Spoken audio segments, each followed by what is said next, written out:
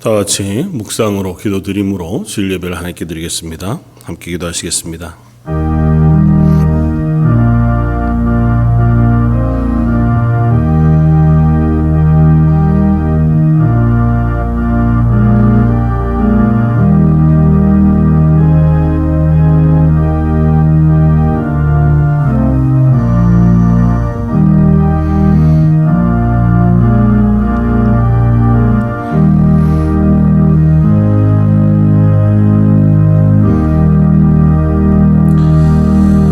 여호와는 위대하시니 우리 하나님의 성 거룩한 산에서 극진히 찬양 받으시리로다.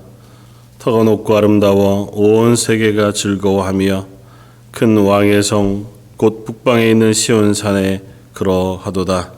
이 하나님은 영원히 우리의 하나님이시니 그가 우리를 죽을 때까지 인도하시리로다.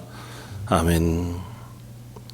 온 세상 모든 만물을 다스리시고 온 세상 모든 것들의 주권자 되시는 하나님, 오늘도 하나님 앞에 나와 예배하며 하나님의 은혜를 구하고 하나님이 우리의 하나님 되심과 그 하나님의 사람으로서의 부르심에 감사함의 찬양을 올려드립니다.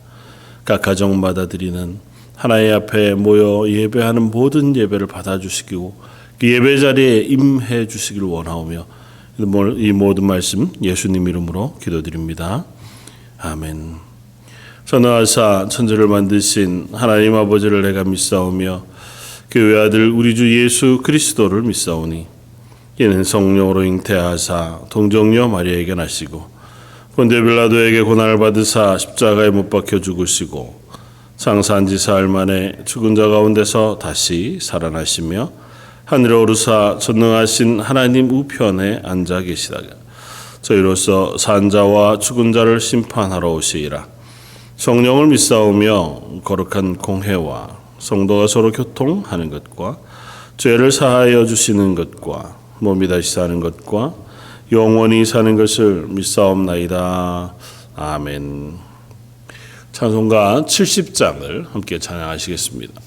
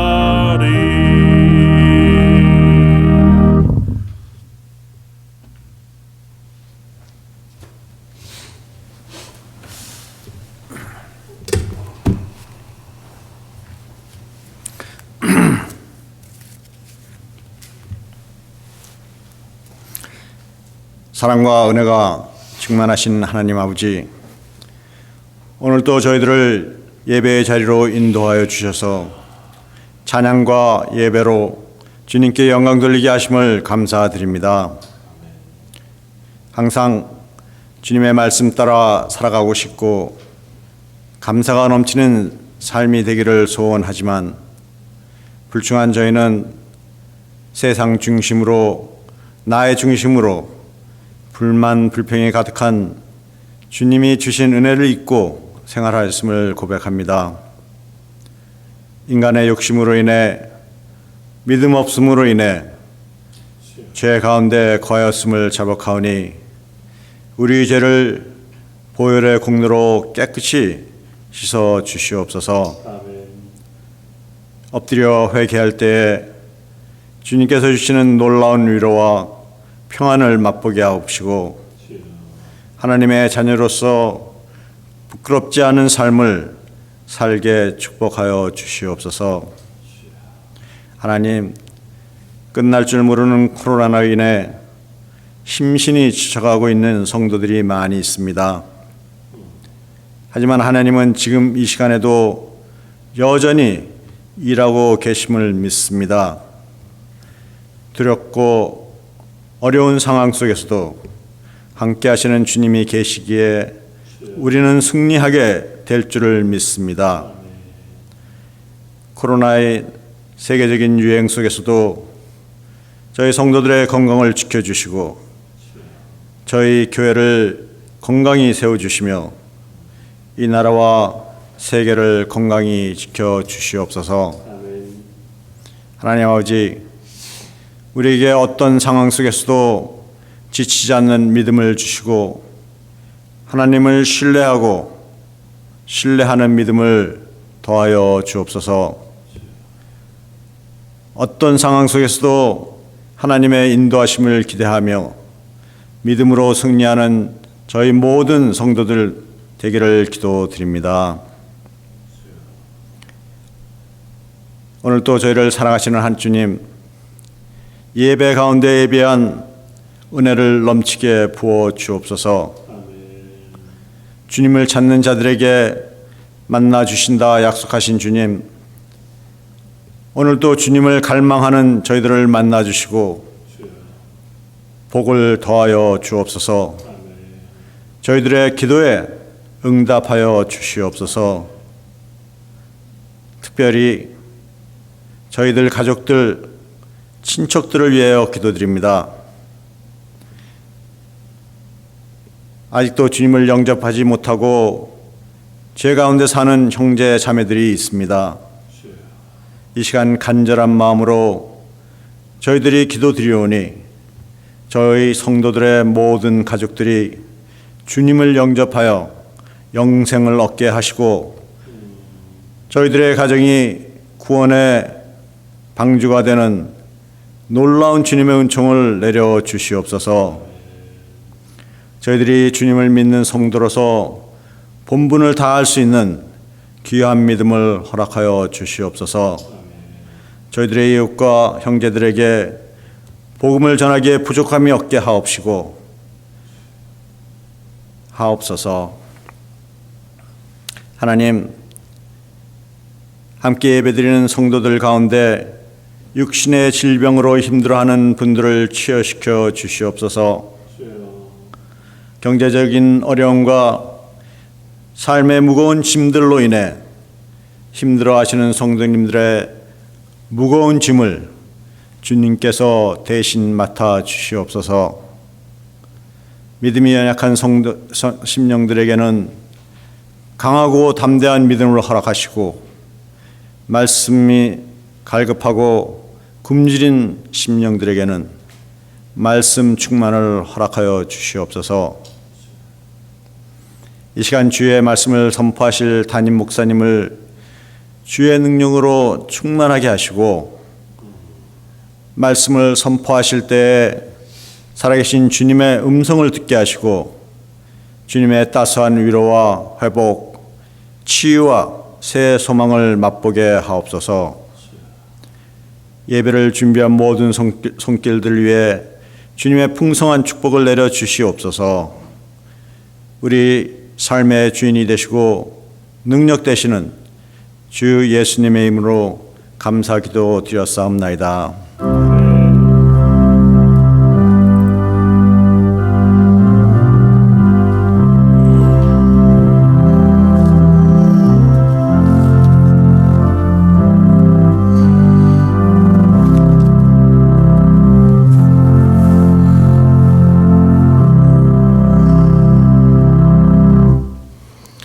찬송가 447장을 함께 찬양하시겠습니다.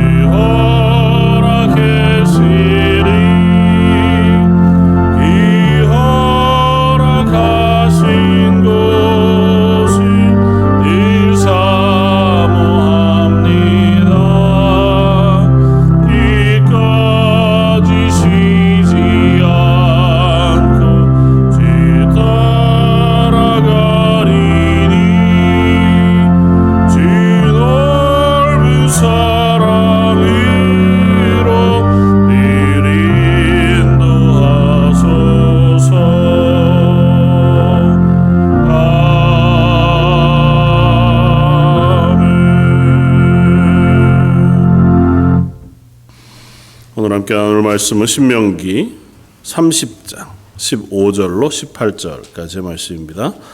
구약 성경 310쪽에 있는 말씀, 신명기 30장 15절로 18절까지의 말씀.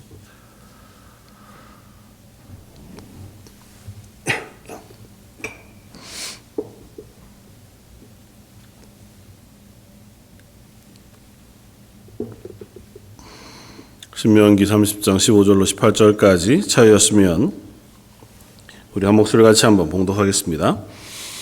보라, 내가 오늘 생명과 복과 사망과 화를 내 앞에 두었나니 곧 내가 오늘 내게 명령하여 내 하나님 여호와를 사랑하고 그 모든 길로 행하며 그의 명령과 규례와 법도를 지키라 하는 것이요, 그리하면 내가 생존하며 번성할 것이요, 또 내 하나님 여호와께서 내가 가서 차지할 땅에서 내게 복을 주실 것입니다. 그러나 내가 만일 마음을 돌이켜 듣지 아니하고 유혹을 받아 다른 신들에게 절하고 그를 섬기면 내가 오늘 너희에게 선언하노니 너희가 반드시 망할 것이라. 너희가 요단을 건너가서 차지할 땅에서 너희의 날이 길지 못할 것이니라.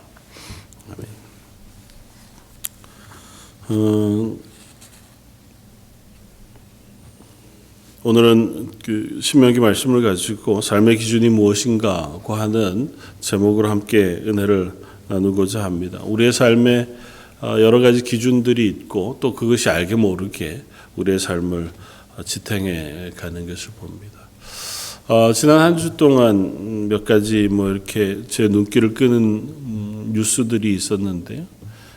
다들 잘 아시겠지만 지난 초에 지난 주일쯤 해서 캐나다에서 발표된 뉴스 가운데 과거에 캐나다 원주민들 아이들을 따로 분리해서 기숙 학교에 기숙시켜서 가르치고 그렇게 했던 학교에서 원주민 어린이들 유해가 215명의 유해가 발견되었다고 하는 뉴스가 있었고 그것으로 인해서 또다시 한번 캐나다에서 좀 잘못되어지고 아픈 역사의 이야기들을 떠올리게 되었습니다. 그래서 처음 이제 캐나다에 이주해온 그 백인들, 특별히 그리스도인들 중심으로 해서 또 실패가 여전히 있었던 것은 이 원주민들을 좀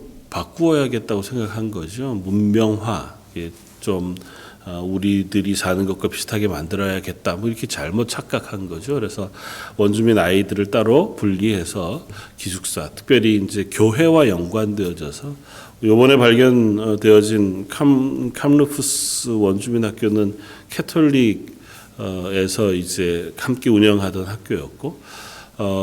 캐나다 장로교나 캐나다에 있는 개신교회들도 굉장히 많은 곳에서 원주민 기숙 학교를 그렇게 만들고 운영해 왔었던 과거의 기록들이 있습니다.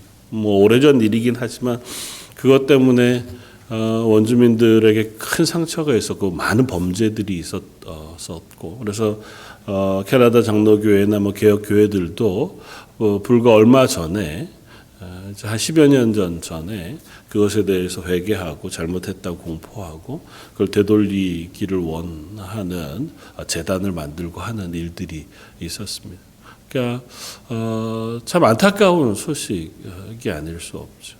또 다른 한 소식은 미국 바이든 대통령이 미국 대통령으로 처음 털사라고 하는 곳에 방문해서 털사에서 일어났었던 1921년도 5월 30일, 6월 1일 요쯤에 있었던 일에 대해서 이제 사과하는 일이 있었는데요.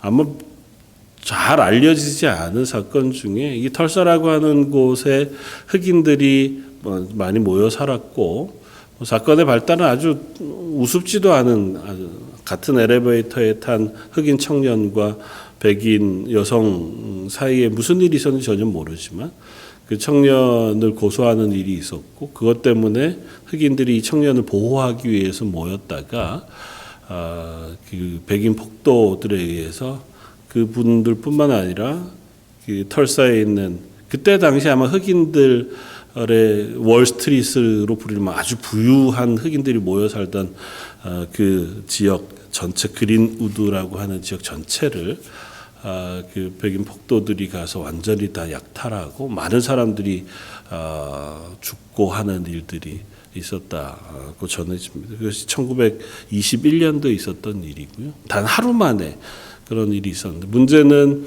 그 일로 죽은 숱한 흑인들이 있음에도 불구하고 그 일로 처벌받은 백인들이 한 명도 없었다. 하는 거고 잊혀진 역사로 그냥 사라져 버렸다. 그래서 별로 아무도 그 얘기를 많이 하지 않는 북미에 살아도 저희야 미국에 살진 않지만 그 이야기를 잘 알지 못하는. 그래서 왜 바이든 대통령이 털사라고 하는 곳에 방문했는지에 대해서 그 왜라고 생각하는 사람이 대다수였을 만큼 잊어버린 역사였던 거죠. 그럼 그 과거에만 이런 일들이 있었나? 그러니까 우리가 생각하기에 야 어떻게 저럴 수 있나? 사람이 저런 일을 하면 안 되지. 적어도 양심을 가진 사람이라면 저런 일은 해서는 안 되지 않나? 뭐 캐나다에 있었던 원주민 아이들을 데려다가 부모로부터 강제로 분리하고 때로는 폭력과 때로는 억압을 통해서라도 그 아이들을 바르게 바꿀 수 있을 거라고 착각한 그 생각도 잘못되었고, 그 사람들은 그래서라도 그렇게 해서라도 변화시켜야 될 사람들이라고 생각한 건 도무지 뭐 우리의 입장, 지금 현대 우리들의 생각으로는 용납할 수 없는 문제잖아요. 털사에서 있었던 차별의 문제도 마찬가지고. 근데 오늘을 살아가는 현재에도 똑같은 문제들이 여전히 세계 곳곳, 우리가 살고 있는 곳에서도 일어납니다.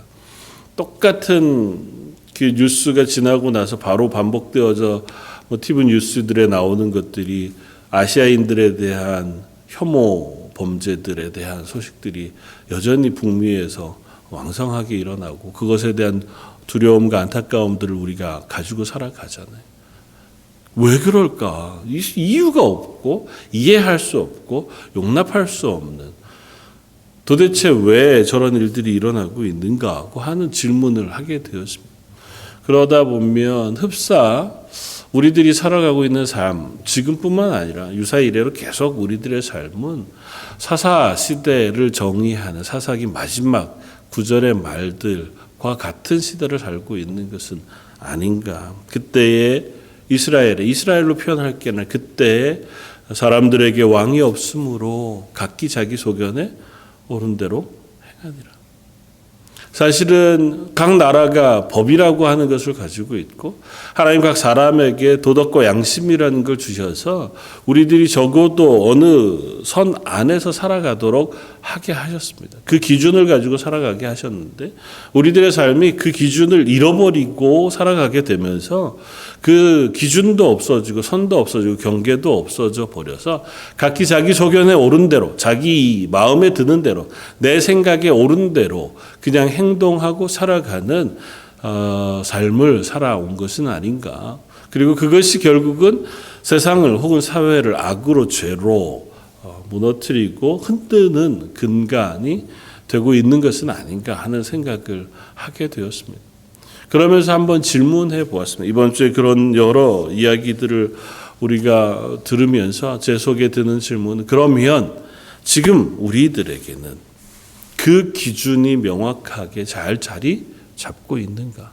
그리고 그 기준에 의하여 잘 살아가고 있는가? 세상은 점점 더 빠르게 변해가는 것 같아요.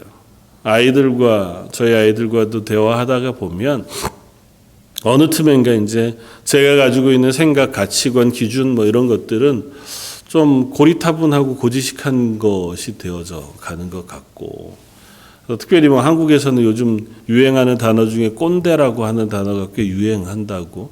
그래서 나쁘게도 얘기되지만 좋게는 그래도 그런 사람들이 필요하다 이렇게도 얘기하는 사람들이 없지는 않을 것 같아 보여요. 그러니까 사고방식이 자꾸 바뀝니다. 그리고 전통적인 혹은 오래된 사고방식과 현대 세대의 사고방식이 충돌하기도 하고, 그게 서로를 갈등을 일으키게 하는 요소도 돼요. 그러니까 자꾸 기준이 바뀌는 것 같단 말이에요. 이젠 기준이 없는 것 같아 보여요. 예전에는 아주 명확한 것 같았는데 기준이, 그리고 분명한 것 같았는데 이제는 별로 그런 것 같지 않아 보입니다. 예전에 성실하고 정직하고 열심히 일하면 그래도 대단한 성공은 아니어도 잘 살아가는 데에 아주 밑바탕이 되는 것 같아 보였습니다. 근데 어느 틈엔가 최근에는 그런 얘기를 해요. 열심히 정직하게 성실하게 사는 것만이 능사가 아니다.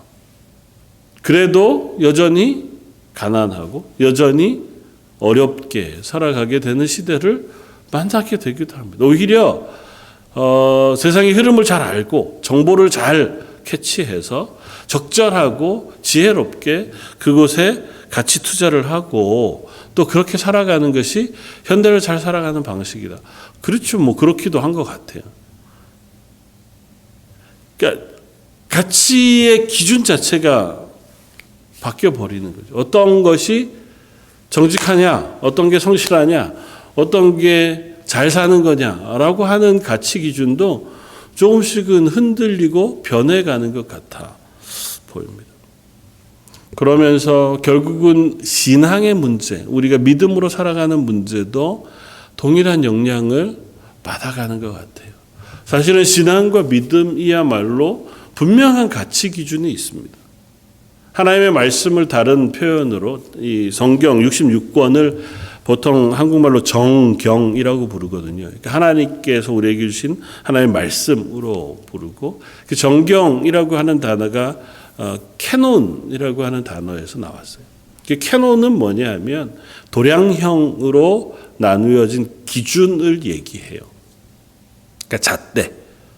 그러니까 성경은 우리에게 있어서 신앙생활뿐만 아니라 우리의 삶에 기준이 되어지는 것으로 주어주신 하나님의 말씀이거든요. 그래서 성경을 기준으로 해서 우리가 신앙생활을 하는 것이 분명합니다.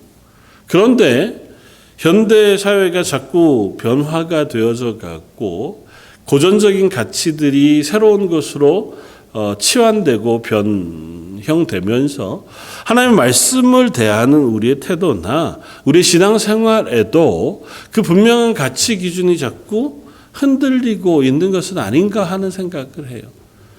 저나 여러분들이 신앙생활하면서 우리의 신앙의 가장 기준이 되는 가치 기준, 그리고 우리가 삶을 살아가고 있는 분명한 기준으로서의 하나님의 말씀을 우리가 붙들고 살고 있는지 한번 질문해 보고 싶었습니다. 오늘 본문 말씀은 하나님께서 이스라엘 백성에게 이 가나안 땅으로 들어가서 살 때에 너희가 그 삶의 기준으로 삶아 살 수 있도록 허락하신 율법의 말씀, 규례들을 가르치신 후에 모세를 통하여 그 결론적으로 말씀하고 있는 부분이 오늘 말씀입니다. 보라, 내가 오늘 생명과 복과 사망과 화를 내 앞에 두었나니 내가 오늘 내게 명령하여 내 하나님 여호와를 사랑하고 그 모든 길로 행하며 그의 명령과 규례와 법도를 지키라 하는 것이라. 그리하면 내가 생존하며 번성할 것이요 또 내 하나님 여호와께서 내가 가서 차지할 땅에서 내게 복을 주실 것입니다. 그러니까 하나님께서 기준을 제시하셔서 거기 가서 어떤 방법으로 살 거냐 하면 하나님께서 여러 말씀으로 너에게 규례와 율례와 법도를 삼아 그것을 기준으로 살게 하셨어요. 그래서 그것을 지키면, 그것 안에서 살면, 그 기준을 따라 살면 내가 하나님께서 너에게 복을 주실 것이다. 그러나 만일 마음을 돌이켜 듣지 아니하고 유혹을 받아 다른 신들에게 절하고 그를 섬기면 내가 오늘 너희에게 선언하노니 너희가 반드시 망할 것이라. 너희가 요단을 건너가서 차지할 땅에서 너희의 날이 길지 못할 것이라. 그러니까 하나님께서 분명하게 기준을 정하셨어요. 이것을 따라 행하면, 그리고 특별히 그 가운데서 하나님을 섬기고 하나님의 말씀을 지키는, 그러니까 하나님이 명령하신 규례와 율례와 법도, 율법 이런 것들을 지키는 것은 그것을 통해서 뭘 고백하는 거냐면 하나님을 믿습니다 하고 고백하는 거거든요. 그러니까 하나님을 믿으니까 하나님의 명령을 지키는 거죠. 하나님을 신뢰하고 믿지 않으면 그 하나님의 명령을 지킬 이유가 없죠. 난 하나님을 안 믿어. 근데 하나님 명령하신 것을 내가 지킬 이유가 없잖아요. 그러니까 하나님을 믿고 하나님을 신뢰하며 그 하나님의 말씀을 지키면 너희가 복을 받고, 그 하나님을 떠나 우상을 섬기고 하나님의 말씀을 어기면 너희가 그곳에서 결코 복을 받지 못할 것이다 하는 분명한 명령을 해주신다. 이 말씀은 저와 여러분들에게도 여전히 유효한 줄 압니다.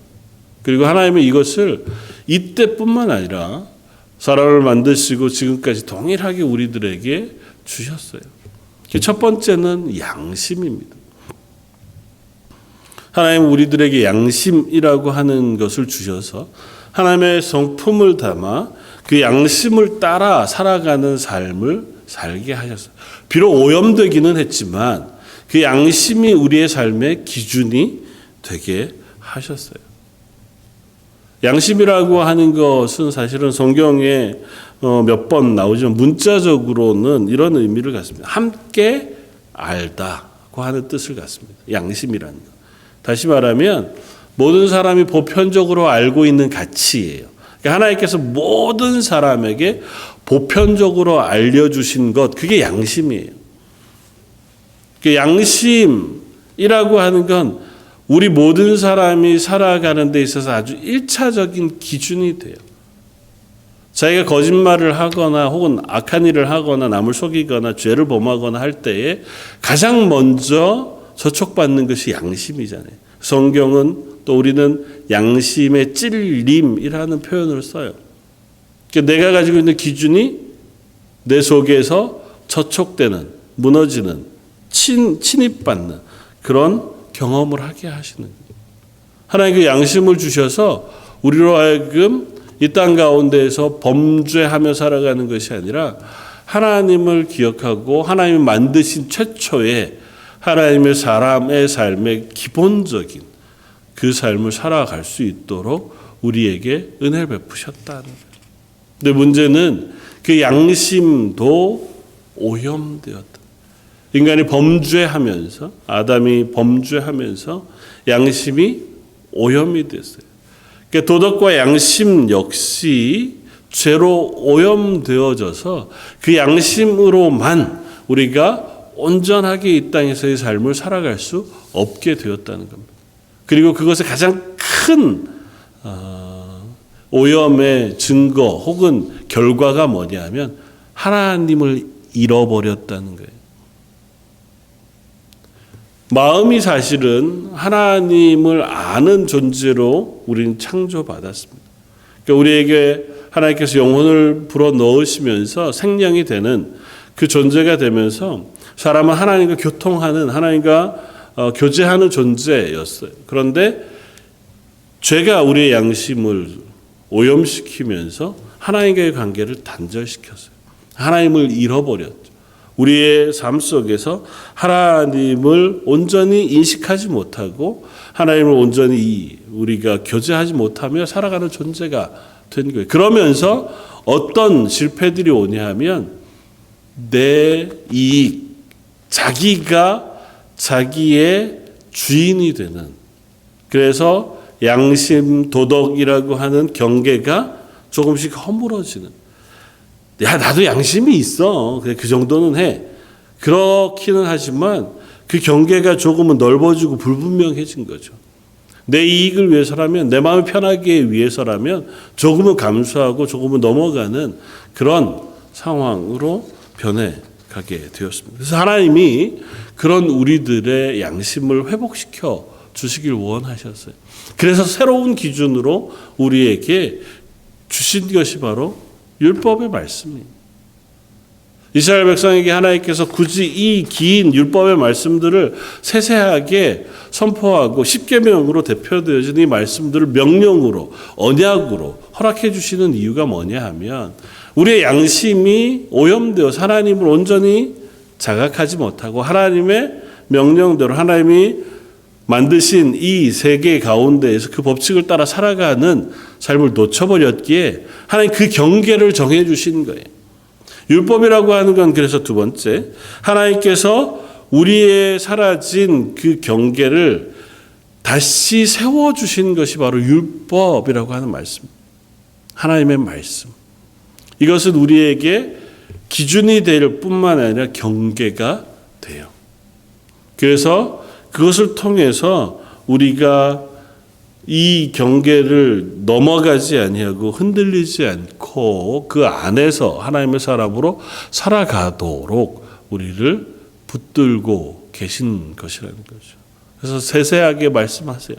특별히 하나님과의 관계, 하나님을 어떻게 섬길 것인가. 그러니까 하나님이 살아계신 분이다. 그리고 우리의 삶의 주인이시다. 너의 삶을 주관하시는 분이시다라고 하는 걸 시시때때로 잊지 않도록 고백하게 하세요. 그게 예배잖아요. 제사, 하나님께서 제사 드린다고 해서 하나님이 그 제사 고기를 드시는 것도 아니고 하나님께서 제물을 불태워 드리는 걸 보면서 불놀이, 불꽃놀이 하시는 것도 아니고 하나님 왜 제사 드리라고 하시겠어요? 그건 하나님을 위해서 드리는 제사가 아니에요. 사람이 하나님께 제사를 드리는 그 시간, 그리고 그걸 준비하고 드리는 과정을 통해서 내 제사를 받으시는 하나님이 살아계시다고 하는 사실을 기억하고 그 사실을 내 마음속에 붙들고 살아가게 하시는 경계선이에요. 하나님 그렇게 이스라엘 백성에게 그 율법의 말씀을 허락해 주셨다는 거예요. 그건 잘 아는 것처럼 이스라엘이 그 율법 가운데 한 번도 성공적으로 하나님의 사람으로 살아낸 적이 없습니다. 긴 시간 그렇게 하지 못했어요. 다윗 왕 때, 솔로몬의 초기에, 또 중간중간에 개혁적인 유대의 왕들 히스기야나 요시야나 하나님 앞에서 신실하게 서기를 원하고 백성들과 함께 말씀 앞에 서기를 원했던 그 시기들이 없었던 것은 아니지만 그 시간이 그리 길지 않습니다.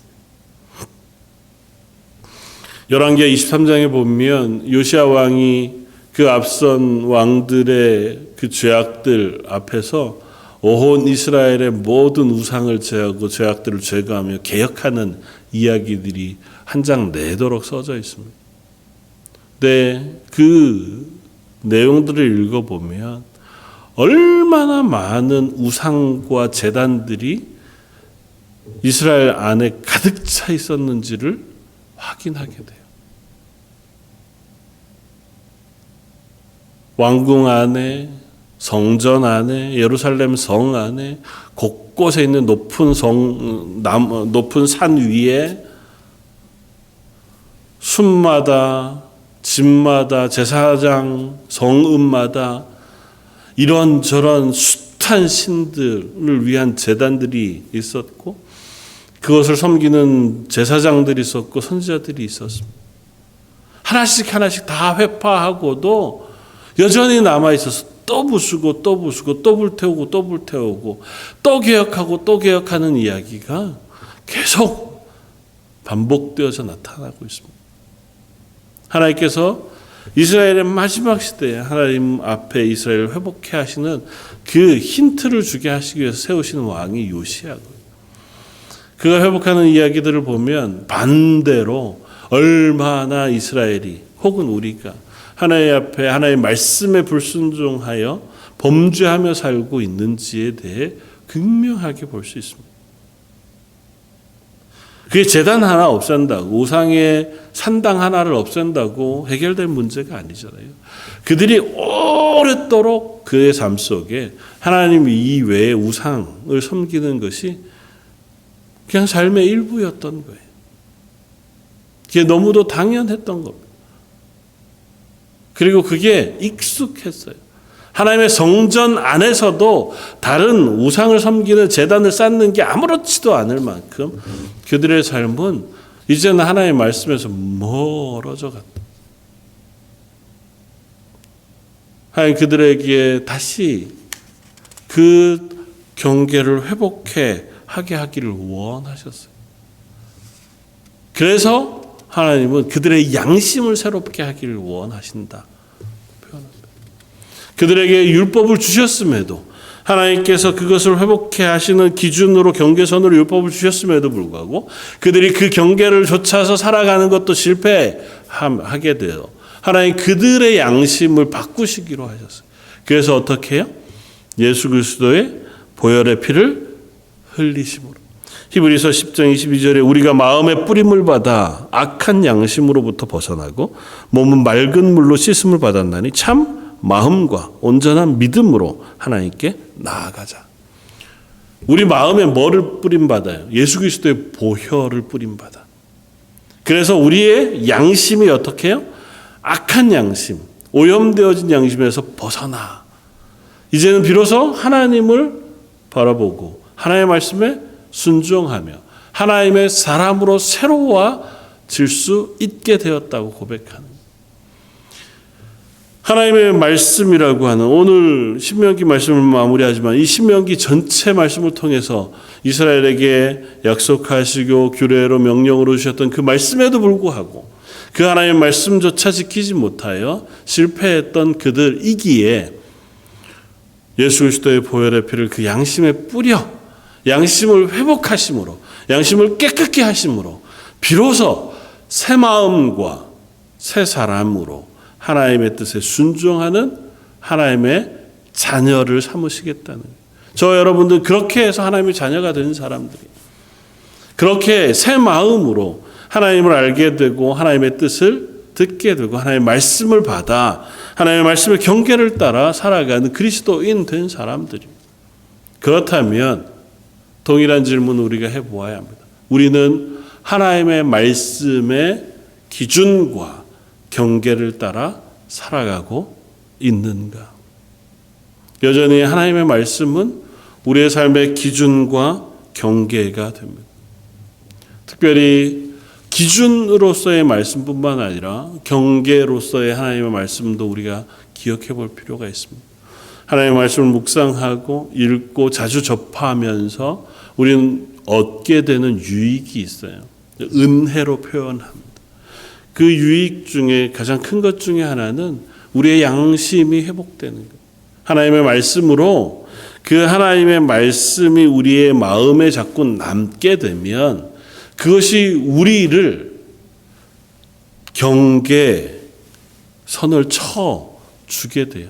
무엇인가 행동하고 결정하고 판단할 때 내가 읽고 묵상하고 마음에 심은 그 말씀이 경계가 돼요.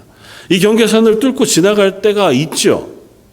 그러면 그 말씀이 우리를 울리는 거죠. 아니야. 그 하나님의 말씀, 내가 읽은 말씀과 조금 저촉되는 것 같은데 하나님이 이거 싫어하시지 않을까? 하나님 이렇게 하는 것을 좋아하시지 않을 것 같은데 라고 하는 경계선을 쳐줘. 이스라엘 백성이 율법을 받았을 때 아주 특별한 율법들도 있었습니다. 정결법 중에는 보면 이건 왜 그렇게 하셨을까 좀 이해 안 되는 것들도 몇몇 것들이 있어요. 좀 부정하게 된 여러 사례들, 뭐 동물의 죽은 사체를 만졌거나, 혹은 병에 걸렸거나, 뭐 피부병에 걸렸거나, 혹은 뭐 여러 가지 일로 부정하게 되면 그는 진 밖에 나가서 7일 동안을 거주해요. 그리고 그 부정한 것들이 낫게 없어졌다 판단이 되면 제사장의 몸을 보이고 온몸을 씻어요. 옷을 빨고 그리고 제사장으로부터 깨끗하게 되었다고 하는 인정을 받으면 들어와서 이제 다시 그 진 아래서의 삶을 살 수 있어요. 사실은 그것이 뭐 여러 가지로 해석할 수 있습니다만은 그것이 가장 분명하게 우리에게 드러내 주는 것은 이런 것은 우리 안에 있으면 안 되는구나고 하는 자각심이에요. 그걸 행하고는 이 안에서 하나님이 계신 하나님의 백성으로서의 삶을 살아갈 수 없겠구나고 하는 경고예요. 그 사람 한 사람이 그건 무조건 그것만 하면 죄가 있다 없다 이걸 판단하기 전에 전체 공동체의 입장에서는 그런 부분들에 대해서 경계심을 갖게 돼요. 그래서 조심하게 되죠. 그런 부분들이 있으면 서로 조심하고 자기의 삶에 그런 부분들이 저촉되지 않기 위해서 조심하게 되는. 하나님의 말씀이 그런 역할을 해요. 하나님의 말씀이 우리에게 주어졌을 때 말씀에 100% 다 순종하면 구원을 받고 그렇지 않으면 저주를 받느냐? 물론 하나님의 말씀에 순종하면 복을 받고 그렇지 않으면 우리가 화를 얻게 되죠. 그러나 이것들이 주는 훨씬 더 큰 은혜는 이 말씀이 우리의 삶에 경계를 삼아준다는 거예요. 이것을 자주 침범하여 넘어가지 않도록 우리를 울타리를 세워준다는 거예요. 그 말씀 안에서 살아갈 수 있도록 우리를 붙잡아주는 역할을 한다는 거예요. 하나님의 말씀이 그렇게 우리의 기준이 되고 경계가 될 때 비로소 우리는 하나님이 기뻐하시는 삶을 나도 알지 못하는 사이에 내 삶 속에서 이루어내고 고백하며 살아가는 존재들이 되어져 갈 수 있다는 겁니다. 하나님이 이 말씀을 이스라엘 백성에게 전하면서 앞에 11절 이하에 이렇게 먼저 말씀해 주세요. 내가 오늘 내게 명령한 이 명령은 내게 어려운 것도 아니요 먼 것도 아니라 하늘에 있는 것이 아니라 내가 이르길 누가 우리를 위해 하늘에 올라가서 그의 명령을 우리에게로 가지고 와서 우리에게 들려 행하게 하라 할 것이 아니요 이것이 바다 밖에 있는 것도 아니니 내가 이르기를 누가 우리를 위하여 바다를 건너가서 그의 명령을 우리에게로 가지고 와서 우리에게 들려 행하게 하랴 할 것도 아니라 오직 그 말씀이 내게 매우 가까워서 내 입에 있으며 내 마음에 있은즉 내가 이를 행할 수 있느니라. 하나님의 명령은 먼 것도 어려운 것도 아니라 하나님의 말씀은 우리에게 우리가 지켜 행할 수 있는, 우리의 마음에 두어 가깝게 지킬 수 있는 말씀이라고 말씀해 주세요. 율법을 지키는 게 어려운 이유는 우리가 죄인이기 때문이지 율법이 어렵기 때문이 아니에요. 하나님의 말씀은 자주 표현하지만 하나님 사랑하고 하나님 기억하라는 것과 이웃 사랑하고 이웃을 선대하라는 거잖아요. 선하고 착하고 정직하고 의롭게 살라는 거고 기왕이면 남들에게 잘해주면서 살라는 거예요. 너에게 좀 불이익이 되는 것 같더라도 그것이 선한 일이면 그것들을 행동으로 실천해라 하는 것이고, 너에게 혹 이익이 돼 보이더라도 그게 누군가에게 피해를 주거나 하나님 앞에서 악한 일이라고 생각되거든 하지 말아라 하는 거거든요. 근데 우리는 그게 어려워요. 왜? 우리는 그런 것들을 행하면서 사는 존재거든요. 그래서 어려운 거지 하나님의 말씀 자체가 어려운 건 아니에요. 하나님의 말씀을 그래서 우리에게 주신 것은 우리가 다 지켜서 털끝도 건드리지 않고 그러면 더 좋겠지만 적어도 말씀을 읽고 묵상하고 기억으로 우리의 마음에 채워 알므로 우리가 살아가는 삶 속에 그것이 기준이 되고 경계가 되어서 적어도 우리가 하나님을 기억하고 하나님의 사람으로 하나님에게 복받으며 하나님의 은혜를 입는 그 삶의 자리에 머물러 있을 수 있도록 하나님이 말씀을 주셨다는 거예요. 그러니까 우리가 할 것은 그 말씀을 기억하는 거예요. 그리고 그 말씀을 내 삶의 캐논, 기준으로 삼는 거예요. 그 말씀을 넘어가지 않기 위해서 그 말씀이 내게 경고할 때마다 그 경고를 귀담아 듣는 거예요. 사실은 이스라엘에게 숱한 경고도 있었습니다. 하나님의 말씀을 어길 때에 그들이 숱한 경고를 하나님으로부터 받았어요. 때로는 이방 민족의 공격으로, 때로는 선지자들을 보내셔서, 때로는 가뭄과 한파를 통해 그들이 사는 삶에 직접적인 타격을 얻음으로 하나님께서 그들에게 경고하셨어요. 그 경고에도 불구하고 그들이 그 하나님께로 돌아오지 않으면 그러면 그들은 하나님의 주시는 은혜와 복을 누려 살아갈 수 없는, 이방 민족과 조금도 다를 수 없는 자리에 서는 거죠. 저 여러분들도 마찬가지입니다. 그리스도인으로, 예수 그리스도로 인하여 새 마음, 양심의 회복을 받아 하나님의 말씀을 깨달아 하나님의 말씀을 따라 살아갈 수 있는 존재로 우리를 회복시키셨다면 그 말씀이 기준이 되어 살아가는 삶을 살아야 할 겁니다. 그리고 그렇게 다 살 때 하나님 우리의 삶에 복을 주시고 은혜를 베푸시는 것은 너무도 당연할 거예요. 그러나 그 말씀이 우리에게 주어졌음에도, 내가 그리스도인이라고 하는 고백이 있음에도 불구하고 말씀과 관계없이, 말씀은 안중에도 없이, 하나님의 뜻은 상관없이 내 생각에 이 세상의 기준을 따라 내 마음대로 살아가는 그 삶을 살아갈 때 때로는 하나님이 경고하시기도 하겠죠. 때로는 우리를 되돌이키게 하게 하시기도 할 겁니다. 그러나 그 자리가 결코 하나님 앞에서 은혜와 성공, 평안의 자리일 수는 없다고 하는 사실을 기억하면서 하나님 자가 하나님의 말씀의 토대 위에 그 기준 안에 서서 살아갈 수 있도록 매일매일 저희들을 붙잡아 주십시오.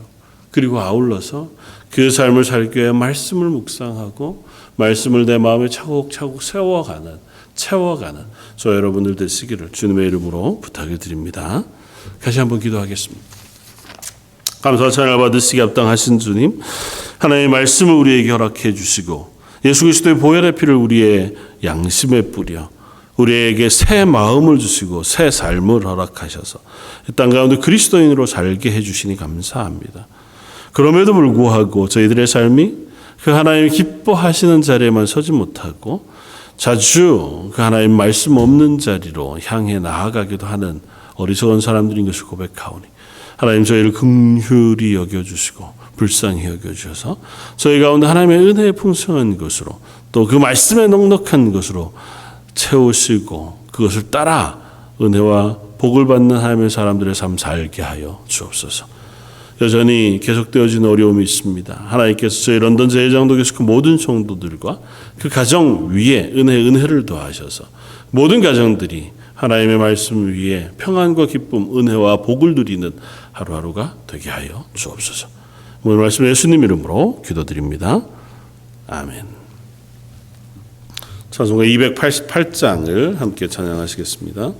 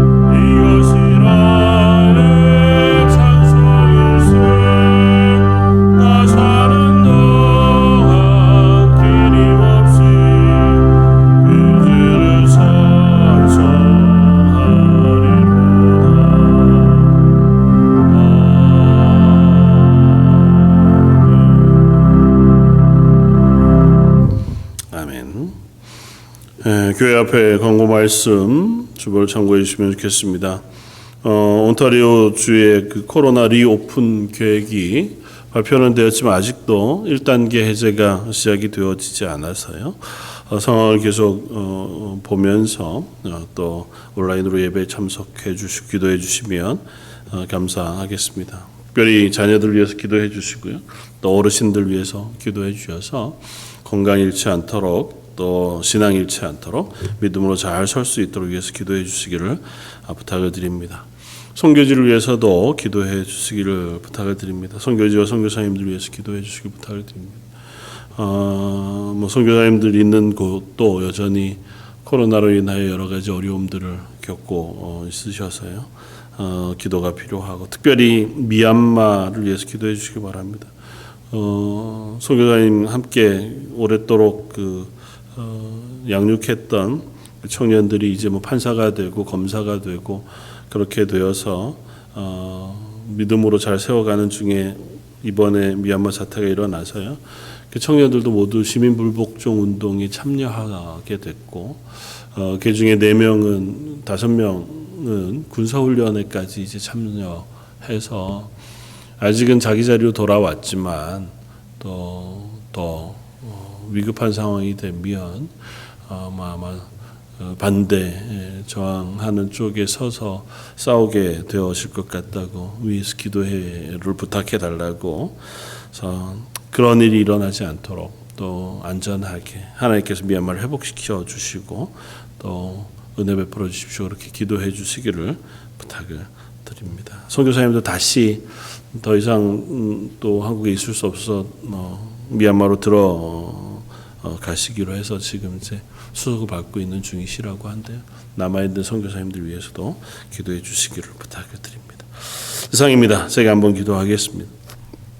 하나님, 세상의 모든 민족, 모든 사람들, 특별히 하나님의 사람들과 하나님의 자녀들을 하나님의 손으로 붙드시고 코로나로 혹은 어려움으로 여러 가지 상황 속에 저희가 놓여 있을지라도 하나님을 의지하며 믿음으로 설 때 그 삶을 하나님의 손으로 붙드시고 강하게 인도해 주신 줄 믿습니다. 그 하나님의 인도하심을 믿고 이번 일주일도 은혜 가운데 저희들 서게 하여 주옵소서. 지금은 우리 주 예수 그리스도의 무한하신 은혜와 아버지 하나님의 그 크신 사랑하심과 성령님의 위로 교통하시고 우리가 하나님의 사람으로 하나님의 말씀의 기준을 따라 살아갈 수 있도록 우리의 마음을 붙잡아 주심이 머리 숙여 예배하는 모든 성도들과 그들의 자녀와 가정과 하는 일들 위해 지금부터 영원까지 함께 계실지어다. 아멘.